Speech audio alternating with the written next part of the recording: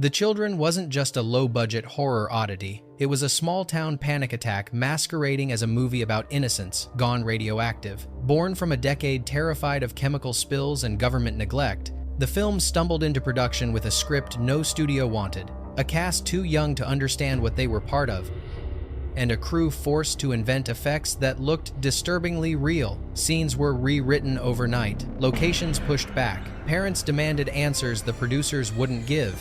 Why did this film lean so willingly into a taboo Hollywood avoided? And how did such a chaotic project survive long enough to terrify an entire generation? These are 20 weird facts you didn't know about The Children.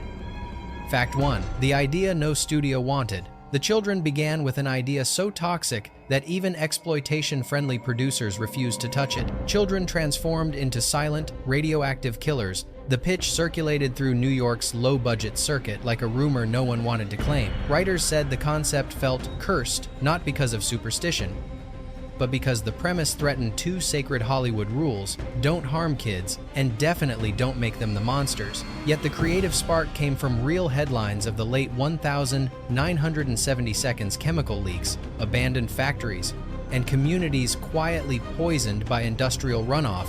The screenwriters believed horror should reflect fear, and America was terrified of contamination.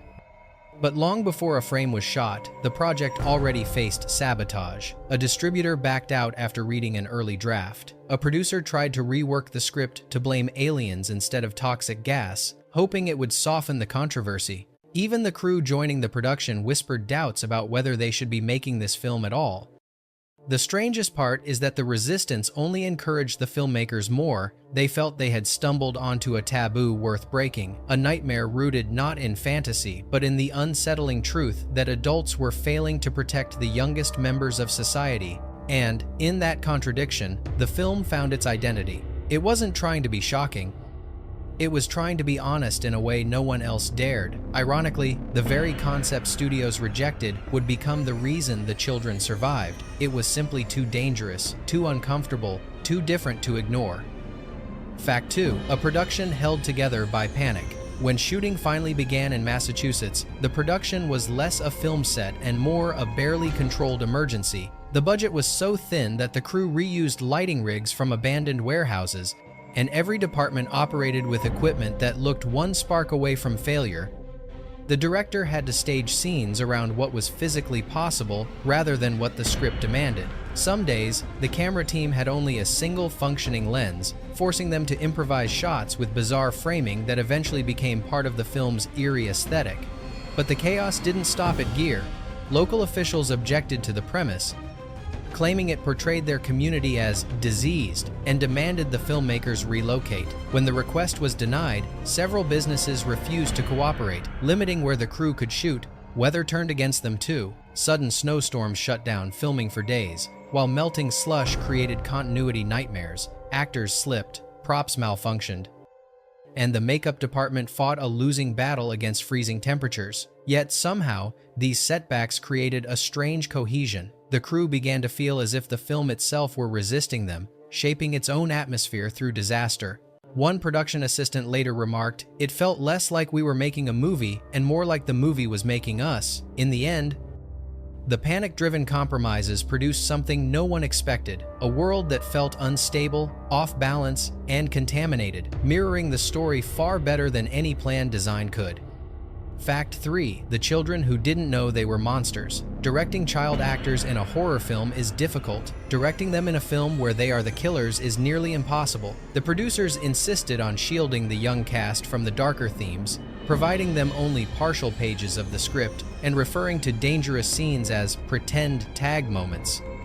But this created a surreal atmosphere where the children often had no idea why adults reacted so fearfully during takes. Some kids thought the glowing hands effect meant they had superhero powers and would playfully chase crew members between setups, unintentionally recreating scenes of terror.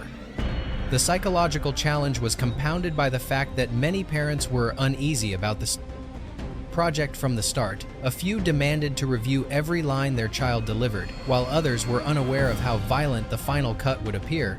One mother reportedly pulled her son off set for an entire afternoon after witnessing a rehearsal in which a victim collapsed too convincingly. Meanwhile, the director struggled to balance authenticity with ethical boundaries.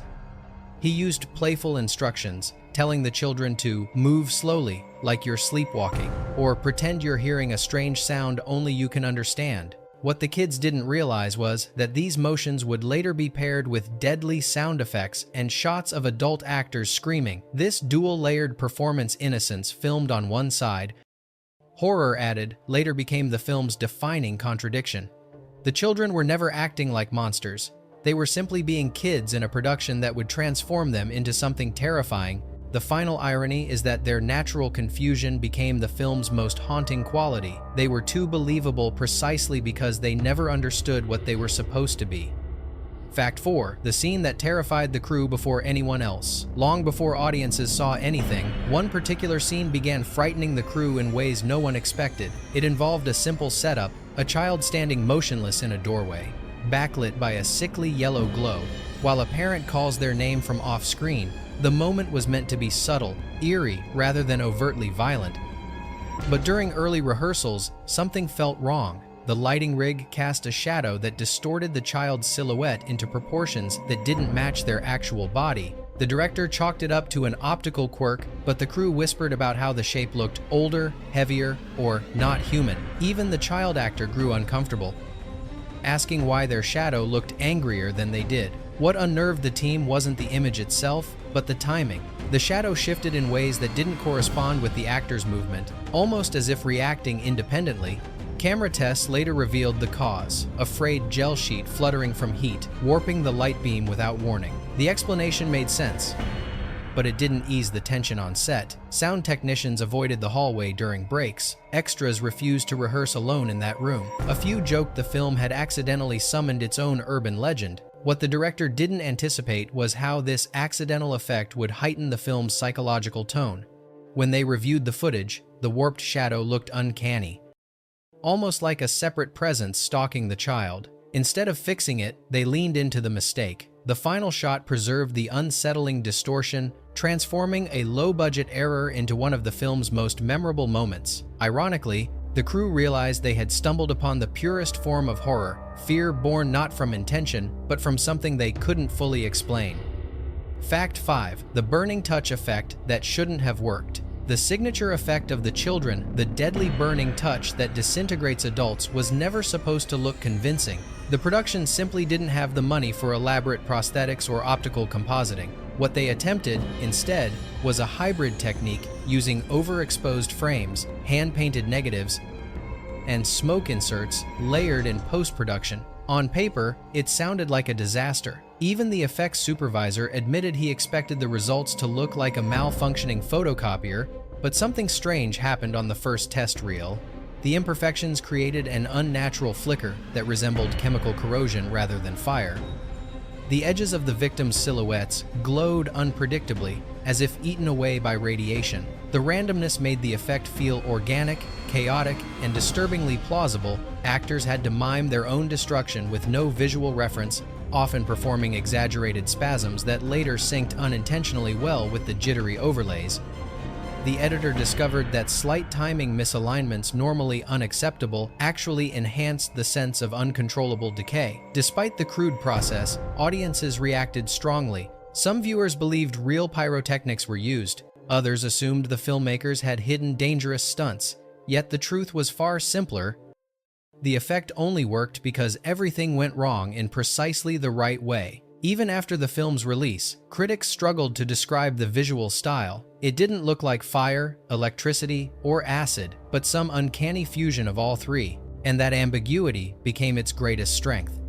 In a genre dominated by predictable kills, the children delivered something unsettling precisely because it wasn't polished. It felt like watching a scientific accident unfolding frame by frame. Low-budget ingenuity rarely produces iconic imagery, but in this case, the filmmakers achieved something they didn't fully understand, and that lack of understanding is exactly what made the effect unforgettable.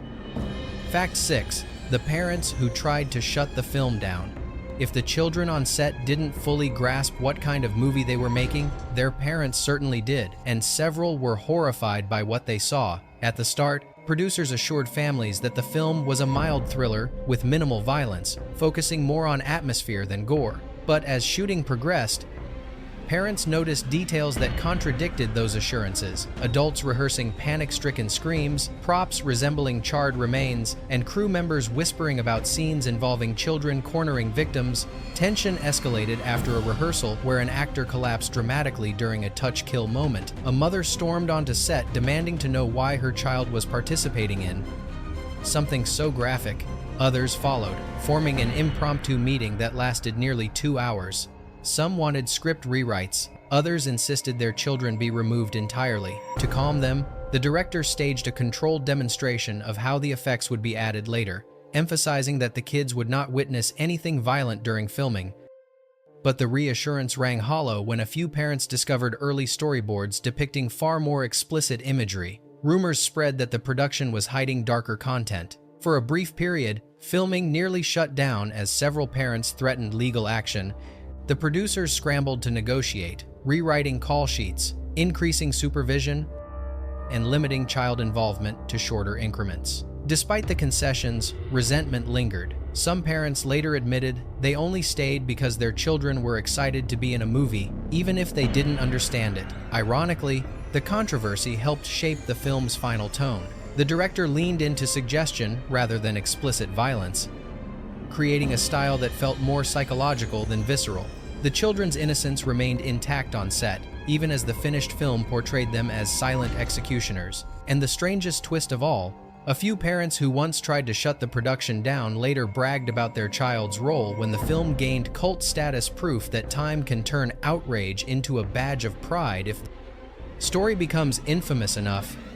Fact 7. The town that regretted saying yes. When production arrived in the quiet Massachusetts town chosen for The Children, locals initially welcomed the crew. Independent films were rare, and many residents hoped the project would bring attention, or at least a little money, to the community. But enthusiasm evaporated quickly once the real premise of the film spread. Parents objected to the portrayal of children as radioactive killers. Clergy members denounced the film as spiritually corrosive, and shop owners began refusing permission for exterior shots. Tensions escalated when a miscommunication led to emergency calls. Townspeople spotted actors fleeing from a smoke machine test and believed there had been an industrial accident. Firefighters arrived expecting a chemical spill, only to discover the panic had been unintentionally caused by the production. Even after apologies, resentment deepened. Some residents vandalized signs pointing to the set. Others warned the crew not to drag the town's name through the mud. The director tried to salvage relations by hosting an open set day, allowing families to observe harmless scenes, but many refused the invitation. The mood shifted so drastically that producers had to relocate several planned locations to nearby properties owned by sympathetic residents. Ironically, the local uproar created the very atmosphere the film needed: isolation, suspicion, and a sense that something toxic lingered beneath the surface. The hostility even influenced the film's pacing. Scenes originally meant to be shot in crowded areas were rewritten as empty, abandoned spaces. When the movie premiered, the town denied any association with it, yet decades later, horror fans began visiting, seeking the real places where the story unfolded. A few former residents admitted they regretted pushing the production away, though others maintained the film brought an uncomfortable spotlight. The contradiction is fitting. A community that feared contamination found itself permanently tied to a film about contamination, whether it wanted the legacy or not. Fact 8. The director who stayed because he couldn't leave. The director of The Children didn't sign on out of passion. He signed on because he needed the job. What began as a quick paycheck soon evolved into an obsession he couldn't walk away from, even when the production teetered on collapse. Early into shooting, he attempted to quit after a heated argument with the producers over safety regulations. They refused to adjust the schedule, ignored concerns about equipment, and pushed for scenes that stretched the limits of what the crew could manage. But contractual obligations trapped him, and instead of fighting, he began adapting. Something in the film's unsettling premise resonated with him: the idea of adults losing control to forces they created. Crew members noticed his shift. He started rewriting scenes minutes before filming, stripping away dialogue and leaning into silence. He experimented with bizarre camera angles, often shooting from waist level to mimic the perspective of a child. Some days he would refuse to cut, letting actors wander until they looked genuinely uncertain. Far from chaotic, these methods produced a tension impossible to fake. Yet the pressure took a toll. He slept on set, stopped answering phone calls, and carried notebooks filled with frantic sketches of scenes that never made it into the movie. An assistant later said he wasn't directing the film anymore. He was documenting a breakdown his own, or the film's, we never knew. When shooting wrapped, he quietly disappeared from the industry for several years. Interviews suggest he needed distance from the material, from the stress, from the feeling that the film had captured something darker than intended. And ironically, his unstable process became the defining artistic voice behind the movie. He stayed because he couldn't leave, and the film endures because of that haunting entrapment. Fact 9. The prop that no one wanted to touch. Among the film's oddities, one prop achieved near mythical status among the crew: a life-sized, partially melted mannequin used to represent an adult victim of the children's burning touch. The prop was assembled from leftover materials: latex scraps, melted rubber, torn fabric, and even pieces of an old CPR dummy. Because the budget was microscopic, the effects team constructed it in a storage room heated by malfunctioning radiators. The extreme temperature warped the mannequin into grotesque shapes overnight, leaving it looking disturbingly organic, as if it had decomposed rather than been fabricated. When they unveiled it on set, reactions ranged from gasps to anger. Several actors refused to stand near it. A makeup artist cried, claiming it looked too real. Even the director hesitated before approving it, unsure whether the image crossed a moral line. But the prop served a critical function.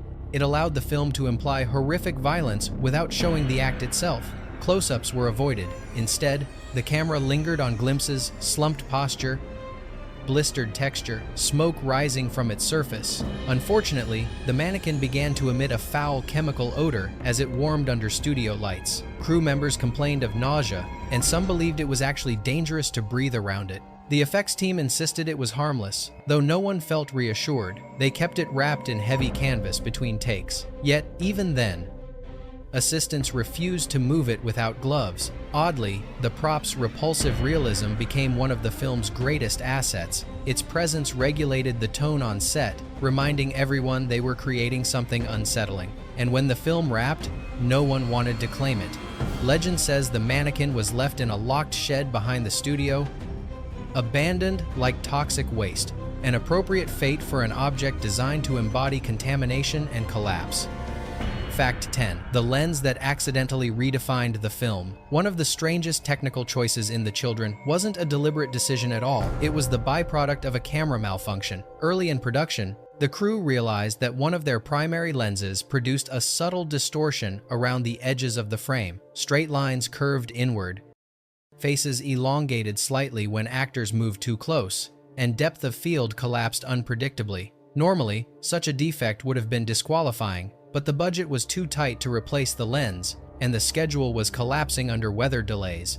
Reluctantly, the director decided to keep using it for transitional shots.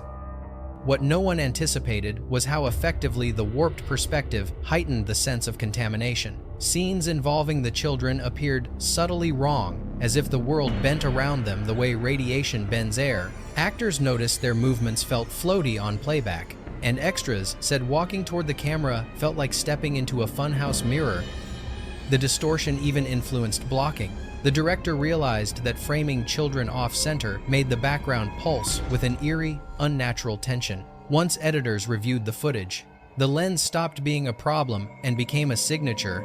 They leaned into its flaws, placing its shots at moments when the story edged toward chaos or dread. Critics later praised the film's unnerving visual language, unaware it originated from a technical defect. Ironically, the crew kept the lens working long after it should have failed completely. And the final twist? The cinematographer admitted years later that he tried finding that exact distortion again on other productions, yet no modern equipment could replicate it.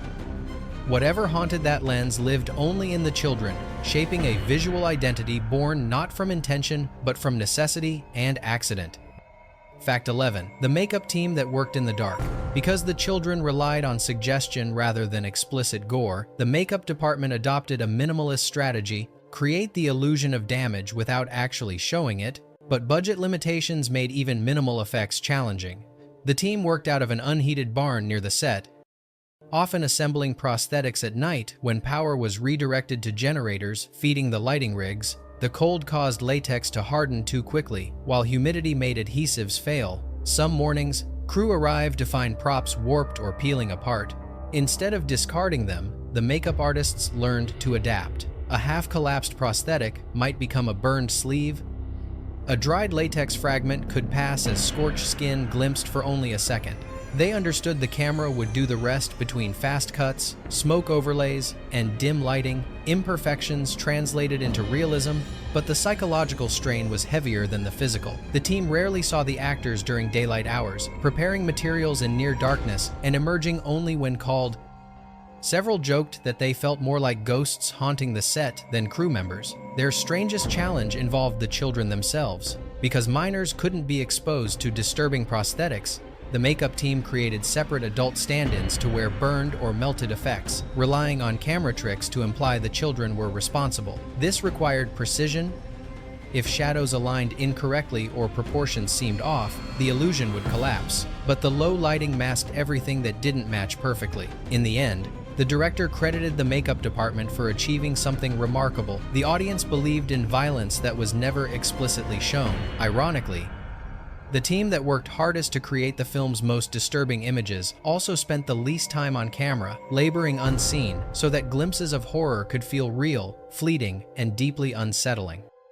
Fact 12. The sound that shouldn't have been recorded. One of the most haunting aspects of The Children isn't visual at all. It's the unsettling, high-pitched hum that follows the infected kids. Audiences assumed it was a synthetic tone added in post-production, designed to mimic electromagnetic interference. But the truth is far stranger. During early location shoots, sound engineers detected an unexplained frequency that appeared randomly on their recordings. It wasn't tied to machinery, wind, or electrical lines. The hum only occurred when the camera pointed toward the children's group scenes. Even if they were standing silently, attempts to isolate the source failed. Engineers swapped microphones, inspected cables, rearranged recording gear, and even replaced entire rigs. Yet, the sound persisted, a thin, oscillating note sitting just at the edge of human discomfort. Eventually, they accepted it as interference from an unknown environmental source and planned to remove it during editing. But when they reviewed the footage, something unexpected happened. The eerie tone amplified the unease of every scene in which it appeared. The children felt less like characters and more like anomalies, disrupting the natural order of the environment. Instead of erasing it, the director embraced it, layering subtle variations over additional scenes to unify the effect. Sound designers later attempted to recreate the noise artificially, but never matched its strange organic quality. The unexplained hum became part of the film's identity, an auditory signature rooted not in design but in accident. Some theorized it came from distant industrial equipment. Others believed it resulted from faulty preamps. A few crew members insisted it appeared only when the children were present, a coincidence too perfect for comfort. Whatever the origin, the sound transformed the film's atmosphere, proving that some of the most effective scares don't come from what you see, but from what you hear without understanding why it's there. Fact 13. The yellow tint that was never part of the plan. The sickly yellow tint that defines The Children is one of its most recognizable visual signatures, yet it wasn't part of the film's original design. Early test prints revealed a strange discoloration in scenes exposed under natural winter light. Snow reflected so intensely that the film stock reacted unpredictably, giving outdoor shots of faint yellow haze. At first, the cinematographer panicked. The footage looked polluted, as if the air itself were contaminated. Producers worried the discoloration would be mistaken for a processing error. They contacted the lab, which confirmed the film stock batch was notoriously temperamental, prone to shifting hues in cold environments. Reshooting was impossible, financially and logistically. So the director looked for opportunity in the flaw. He realized the discoloration mimicked the idea of a world subtly poisoned, the exact theme the movie explored. The yellow tint became a visual metaphor for creeping toxicity, something viewers feel before they consciously recognize it. As the film progressed, the team leaned into the look, subtly enhancing the tint in key moments, especially scenes involving the children. The effect made their presence feel like environmental decay rather than supernatural assault. Critics later praised the atmospheric palette, describing it as radiation you can see. Ironically, audiences assumed the color grading was an artistic choice designed to reinforce the film's ecological undertones. In reality, the crew had simply learned to exploit a chemical defect in their tools. Years later, attempts to remaster the film encountered a dilemma. Correcting the original discoloration risked erasing the film's accidental identity. Restoration teams ultimately preserved the yellow cast, acknowledging that what began as a technical flaw had become inseparable from the movie's tone. Sometimes a mistake doesn't need fixing. It needs meaning something. The children, discovered by accident, then claimed as intention. Fact 14. The sheriff's car that wouldn't start. One of the film's most iconic tense moments involves the sheriff racing toward the contaminated zone. Unaware the children are waiting for him, the scene depends on his squad car starting immediately, emphasizing urgency. But during production, the aging vehicle refused to cooperate. The engine stalled repeatedly, sometimes grinding, sometimes emitting a sputtering cough as if rejecting its cue. Mechanics, hired by the production, couldn't diagnose the issue. They replaced spark plugs, rewired ignition components, and drained fuel lines. Yet the car behaved unpredictably. The delays wrecked the schedule, leaving actors shivering in the cold, while the crew tried forcing the vehicle into compliance. Frustration peaked when a perfectly framed take was ruined by the engine dying the moment the sheriff turned the key. But out of exasperation came creativity. The director realized the malfunction could actually enhance the scene's tension. Instead of cutting, he rewrote the moment on the spot. The sheriff now struggled to start the car, pounding the steering wheel in panic before the engine finally caught. The improvised action gave the character vulnerability and urgency that hadn't existed in the script. The actor's frustration was real, not performed, and the camera captured it. Viewers later commented that the hesitation made the scene feel more grounded, more human. Behind the scenes, though, the car caused ongoing disruptions. During later takes, the vehicle started too quickly, forcing continuity adjustments. Eventually, the crew used audio manipulation to mask inconsistencies in engine noise. When the film released, critics praised the realistic mechanical struggle, unaware it stemmed entirely from mechanical failure, not direction. The sheriff's car never behaved reliably, but its stubbornness gave the film a moment of authenticity no one expected. The machine's refusal to cooperate ended up revealing more truth than a flawless performance ever could. Fact 15. The editor who saved the film in a closet-sized room. Post-production on The Children was so underfunded that the editor worked out of a cramped room barely large enough to fit a table, 2 chairs, and the editing machine. The space was originally a storage closet, converted hastily after the production exhausted its budget for studio rentals. With no ventilation and minimal lighting, the editor spent long nights breathing dust and chemical fumes from aging film reels. Yet this claustrophobic environment inadvertently shaped the film's rhythm. Forced to concentrate intensely, he discovered patterns in the footage the director hadn't anticipated. Moments of stillness that felt threatening, reaction shots that conveyed more dread than overt violence. He began stitching scenes together with abrupt silences and lingering pauses, creating a sense of contamination spreading through time rather than action. The cramped quarters also forced him to stack film canisters in precarious towers, sometimes mixing mislabeled reels. These accidents led to surprising juxtapositions, shots placed out of sequence that unexpectedly heightened tension. Instead of discarding them, the editor refined these misplacements into a signature editing style that made the narrative feel fractured and unstable. Sound design also flourished in the tiny room, with noise bleeding through the thin walls. The editor used environmental hums and distant machinery as atmospheric layers, integrating them subtly into the soundtrack. This organic soundscape reinforced the sense that danger lurked just outside the frame. By the time he finished, the editor had transformed a chaotic pile of footage into a cohesive, unnerving experience. Crew members who viewed the rough cut were stunned.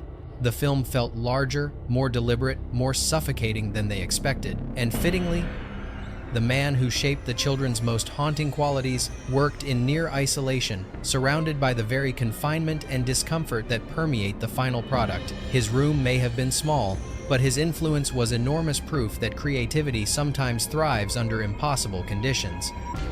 Fact 16. The film that briefly disappeared from distribution. Not long after the children premiered, it began vanishing from theaters and distribution catalogs as if someone were quietly erasing it. At first, the disappearance seemed like the fate of any low-budget horror film overshadowed by bigger releases. But industry insiders noted something unusual. Several regional distributors who had originally purchased screening rights abruptly withdrew them. Rumors circulated that the film's depiction of children as lethal, corrupted figures had triggered complaints from community groups and parent organizations. One distributor reportedly received letters accusing the movie of demonizing youth during a morally fragile era. Others claimed the film's ecological themes risked angering local businesses tied to chemical manufacturing. The truth, however, was more bureaucratic than ideological. A dispute emerged between producers and rights holders over unpaid fees tied to international sales.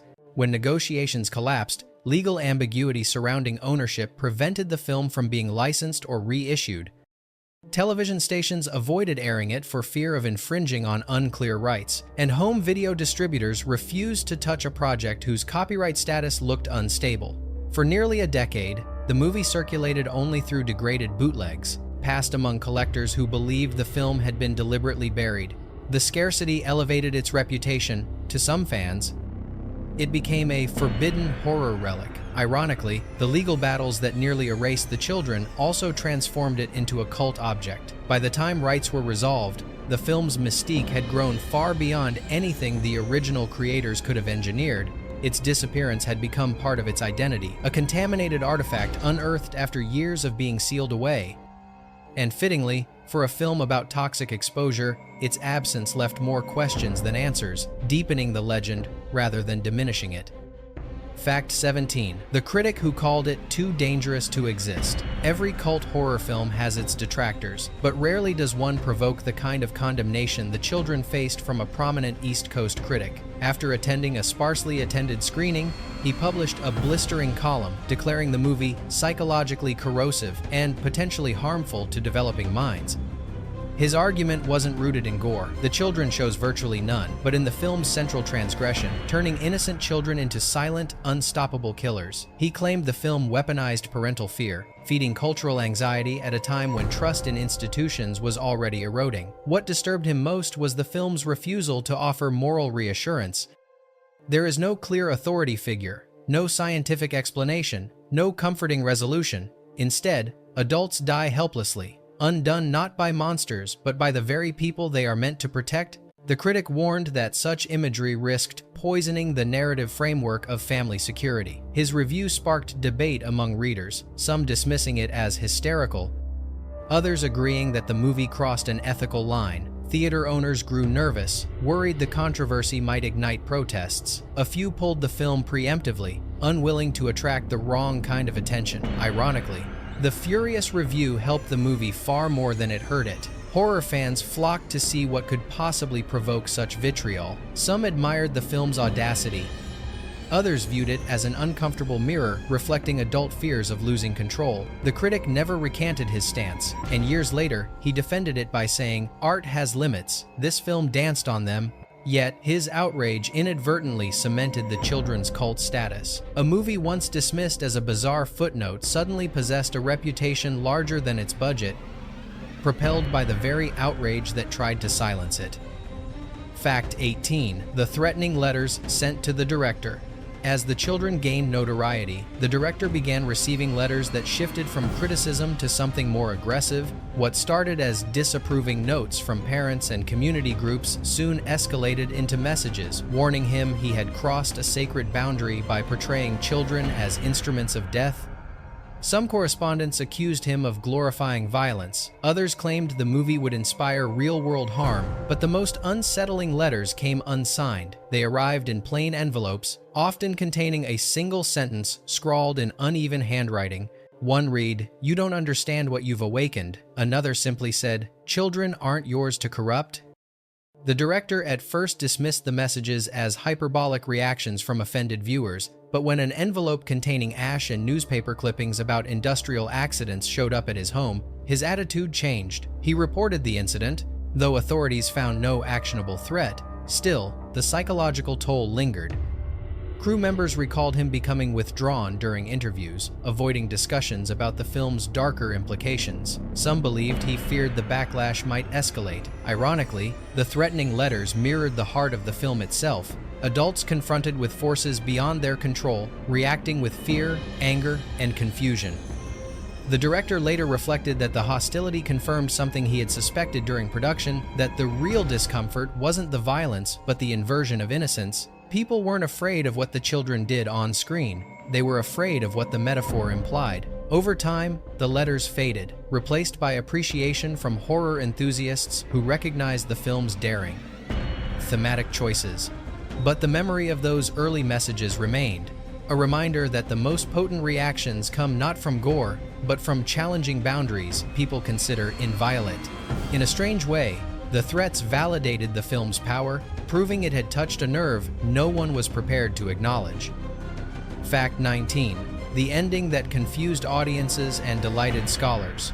The final sequence of The Children remains one of the most debated endings in early 80 seconds. Horror, what appeared to be a straightforward resolution, left audiences unsettled, not because of what it showed, but because of what it refused to explain. In the script, the climax originally ended with a clear scientific explanation.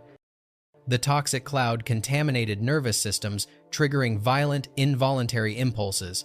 But during editing, the director removed nearly every line that clarified the phenomenon. He believed the film's horror stemmed not from contamination itself, but from ambiguity, the fear that something can go catastrophically wrong without warning or logic. What remained was a final twist involving a newborn child displaying symptoms of infection. The moment is brief, almost understated, but it reframes the narrative as a cycle rather than a contained incident. When the film premiered, some viewers assumed the ending was accidental, a fragment left from a longer scene. Others believed the filmmakers were teasing a sequel that never materialized. Scholars later interpreted the ending as an allegory for generational trauma and environmental negligence, the sins of the adults passing directly into their offspring. The lack of explanation infuriated some audiences who felt the film abandoned its narrative obligations. But critics who revisited the film decades later argued that the ambiguity was what allowed the children to transcend its budget. The real horror wasn't the infected kids. It was the realization that the cycle could continue indefinitely because no one understood it. Ironically, the director admitted he kept the ambiguous ending for a far less philosophical reason. The footage explaining the science was unusable due to audio corruption. But instead of rewriting, he embraced the uncertainty. The choice transformed the ending into a chilling, open wound, one that continues to provoke interpretation, debate, and discomfort long after the credits roll. Fact 20. The strange afterlife of the film's reputation. After its difficult release, The Children seemed destined for obscurity. Yet instead of fading, the movie took on a strange afterlife shaped by bootleg culture, midnight screenings, and the fascination of genre historians. Horror fans, who missed its theatrical run, sought out grainy VHS transfers that circulated at conventions and college dorms. The poor quality copies, riddled with tracking noise and warped colors, unintentionally amplified the movie's eerie tone. For many viewers, discovering it in the late 80 seconds and 90 seconds, the degraded visuals created an almost mythic, cursed object feel as if the film itself were infected. Meanwhile, academics began re-evaluating the work within the context of environmental anxiety, Cold War paranoia, and shifting portrayals of childhood innocence. Scholars argued that the movie captured a cultural moment more vividly than its creators realized. Though dismissed on release, its themes echoed louder with time: industrial negligence, contaminated landscapes, trust eroding between generations. Even its technical flaws, warped lenses, discolored film stock, erratic sound became part of its cult identity. Modern restorations sparked heated debate among fans. Should the original imperfections be preserved because they contributed to the film's mystique? Or should the movie finally appear as the filmmakers intended? Restoration teams ultimately compromised, cleaning the footage while allowing signature defects to remain. The film's re-emergence surprised critics who once wrote it off. What was once an odd exploitation entry became a case study in how accidents, controversies, and cultural shifts can resurrect a forgotten film. The Children didn't just survive, It evolved into something larger than its modest ambition, a relic that refuses to settle into a single interpretation. Its afterlife proved something unusual. Sometimes a film earns longevity not through polish, but through the haunting imperfections that mark it as singular, stubborn, and impossible to replicate. Bonus fact: the sequel that died before it lived. Long before the children developed its cult reputation, the producers quietly explored the possibility of a sequel. Early concept notes reveal an even darker continuation, one that shifted the threat from isolated contamination to a nationwide phenomenon. The idea centered on the newborn, hinted at in the film's final moments. Now, part of a growing cohort of infected infants whose symptoms would manifest unpredictably as they aged. Rather than repeating the original structure, the sequel aimed to examine the collapse of public trust, parents terrified of their own children, scientists unable to identify a cure, and a government split between containment and denial. The studio initially expressed cautious interest, believing the first film's controversy might fuel curiosity for a follow-up, but momentum collapsed almost immediately. Legal disputes over the original's distribution rights resurfaced, muddying the ownership of the intellectual property. Without clarity on who controlled the franchise, no contract could be signed. Compounding the problem, several cast members refused to return, some uncomfortable with the material, others hoping to distance themselves from the growing backlash. Insurance companies balked at the idea of producing another film involving minors in horror contexts, raising premiums so high that the sequel became financially impossible. Yet the most surprising obstacle came from the director himself.